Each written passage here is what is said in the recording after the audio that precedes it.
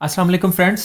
जिस तरह आप जानते हैं कि सर्दियां आते ही गैस का प्रेशर बहुत कम हो जाता है और गैस बिल्कुल ना आने के बराबर होती है, जिससे घर में खाना पकाना भी बहुत मुश्किल हो जाता है। तो बहुत से लोग इस मसले से निपटने के लिए कंप्रेसर वगैरह का इस्तेमाल करते हैं, लेकिन आज हम आपको एक ऐसा तरीका बताएंगे जिसमें आपको ना तो कोई कंप्रेसर लगाने की जरूरत पड़ेगी और ना ही आपका किसी किस्म का कोई खर्चा होने वाला है। अगर आप अपने घर के बाहर मीटर के पास चेक करें तो वहां एक रेगुलेटर लगा होता है जो गैस के हाई प्रेशर को कम करके हमारे घर तक पहुंचाता है, और जब पीछे से प्रेशर ही कम हो जाता है तब ये रेगुलेटर उसे मजीद कम कर देता है। बहुत दफा इसकी सेटिंग के बावजूद पूरी गैस घर तक नहीं पहुंच सकती, तो उसके लिए इसे खोलना पड़ेगा। इसे खोलने से पहले इसके साथ लगे हुए वाल्व को बंद कर देंगे।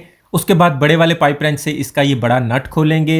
अगर ये लीक हो गया है या इसकी एडजस्टमेंट मुमकिन नहीं रही तो ये मार्केट में 300 से 400 की रेंज में आम मिल जाता है, आप इसे चेंज भी करवा सकते हैं। हमें इसके साथ जो काम करना है वो इसके इनलेट वाली साइड पे करना है, इसलिए पहले ऊपर से खोल लेंगे, उसके बाद हमें इसको नीचे वाले पाइप को भी खोलना पड़ेगा। उसके बाद फ्रेंड्स जो हमें नेक्स्ट मेन काम करना है, हमें एक अदद छोटे साइज का स्टील का कील लेना है और फिर इस रेगुलेटर के इनलेट पाइप में जहां से गैस इसके अंदर जा रही होती है, इसके इस वाली जगह पे बिल्कुल मामूली सा सुराख कर देना है। आप देख भी सकते हैं कि यहाँ किस साइज का कील यूज किया जा रहा है। आप इसके सुराख के साइज को भी चेक कर सकते हैं। इन केस गैस का प्रेशर बहुत ज्यादा हाई भी हो जाता है तो इस सुराख से इतना प्रेशर नहीं गुजर सकता जो हमारे लिए नुकसानदेह हो। जिस तरह हमने इसे खोला था उसी तरह हम इसे दोबारा लगा देंगे। जिस जगह पे ये बड़े वाला नट लगता है यहाँ पे एक रबड़ सील होती है, आपने इसे लगाते वक्त एक दफ़ा उसे ज़रूर चेक कर लेना है ताकि यहाँ से लीकेज ना हो।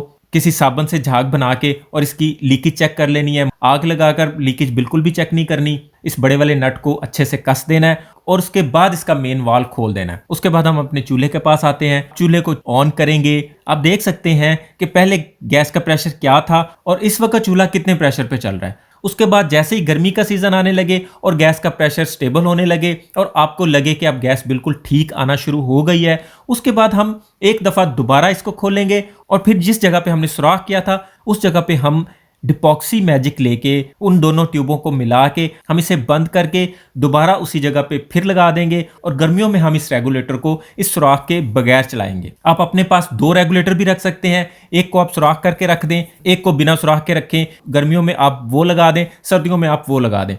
गैस की लोड शेडिंग हर वक्त नहीं होती। जब गैस का प्रेशर बहुत ज्यादा कम होता है उस वक्त भी गैस चूल्हे तक नहीं पहुंचती तो हम उसे लोड शेडिंग ही समझते हैं। और अगर आप देखें कि आपके आसपास के घरों में आपकी निस्बत गैस का प्रेशर ठीक है तो आप ऑफिस में इसकी कंप्लेन भी कर सकते हैं, तो वो इस रेगुलेटर की सेटिंग करके आपका ये मसला हल कर सकते हैं। इसकी वीडियो ऑलरेडी मैं अपलोड कर चुका हूं, आप वो देखकर भी इसकी सेटिंग कर सकते हैं।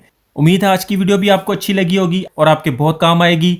वीडियो को लाइक, शेयर और चैनल को सब्सक्राइब करना मत भूलिएगा। अपना और अपनों का ख्याल रखिएगा। बहुत बहुत शुक्रिया। अल्लाह हाफिज।